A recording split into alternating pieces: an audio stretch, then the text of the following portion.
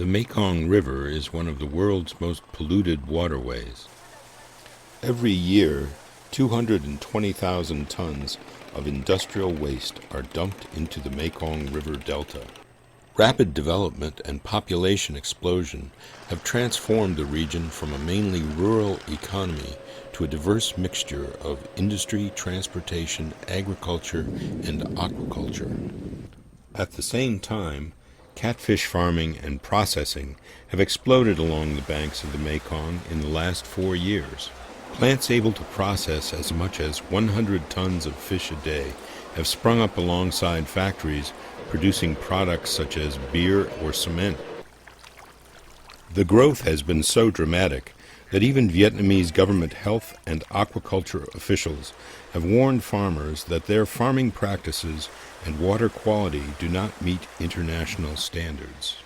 In 2009, Vietnam exported $4.5 billion worth of seafood, including catfish. In the last 35 years, the population of Vietnam has grown from approximately 35 million to a population of over 85 million. The town of Chau Duc near the Cambodian border is a good example of the effects of uncontrolled growth. Houses on stilts line the river and the city's canals. Sewage from these houses goes directly into the water. Children play in the water. People wash their clothes, their dishes, and themselves in the same water where they raise ducks and throw trash. Lumber is milled here. Salt and ice are also produced. Ships refuel and fishermen still throw their nets for small fish used for fish feed.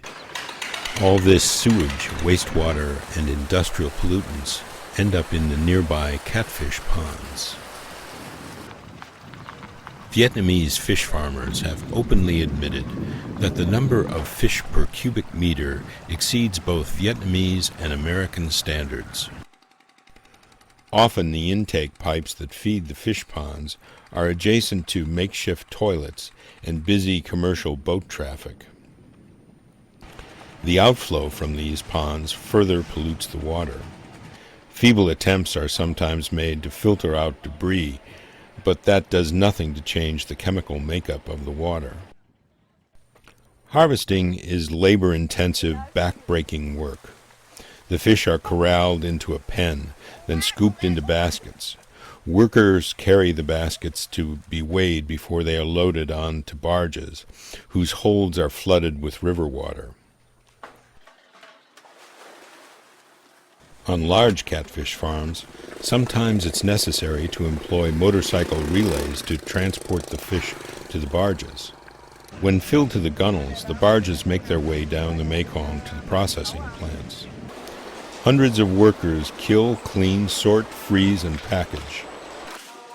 Catfish, which go by the names basa, tra, and panga, are raised for export to the United States, European Union, and Japan. In 2009, approximately 85 million pounds of the catfish raised in the Mekong River water landed on grocery shelves and restaurant menus in the United States. That's 14 times more than just 6 years ago.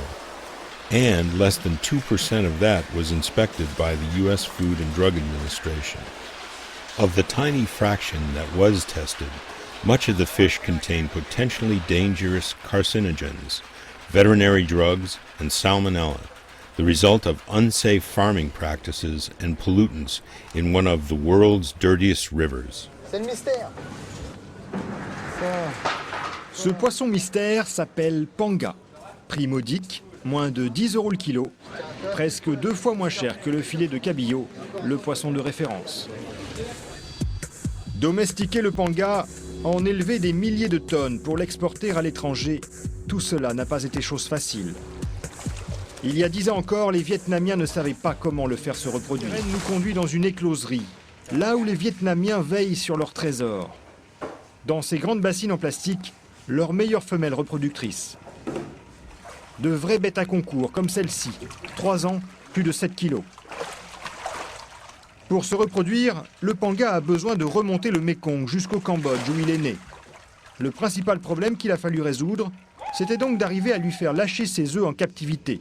Et pour cela, Philippe Sérène leur a conseillé une hormone très spéciale Oui, les hormones, c'est des choses comme ça. qui vient du corps humain. Bon, celles-là, elles sont chinoises. Hein. Mais c'est spécialement HCG, Human Chorionic Gonadotropin. Qu'est-ce que c'est exactement? En fait, c'est, si vous voulez, de l'urine de femme enceinte déshydratée. Parce qu'en général, les femmes enceintes relâchent beaucoup d'hormones. C'est à ce moment-là qu'on prend des urines et puis on les déshydrate.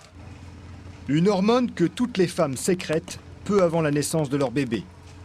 Elle permet de déclencher l'accouchement. Sur le panga, elle va stimuler la ponte des œufs. Moins d'1 euro la dose et 500 000 petits garantis dans les 12 heures qui viennent. La fortune des éleveurs de panga au Vietnam provient d'une simple piqûre. Le business, il vient de là. Hein. S'il n'y avait pas eu ça, on n'aurait pas eu ces disponibilités en alevins qui auraient permis... Parce qu'avant, les Vietnamiens, ils allaient acheter leurs alevins au Cambodge. C'était beaucoup plus difficile. Il y avait une mortalité très importante. Les pêcheurs sont allés installer des filets dans la cage sous la maison pour remonter les pangas d'élevage. La pêche commence, elle va durer 12 heures. 80 000 poissons, une centaine de tonnes à extraire de l'eau.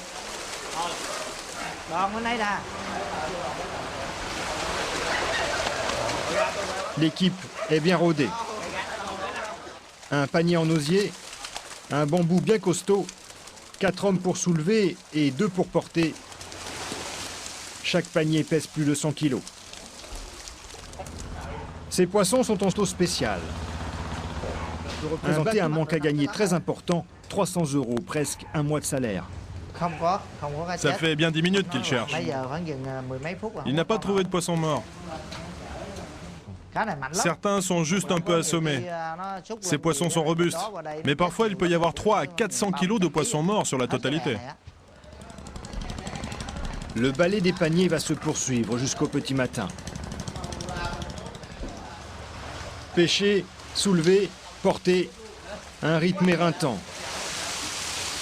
1 tonne toutes les 5 minutes, meurtrissant un peu plus les épaules à chaque panier.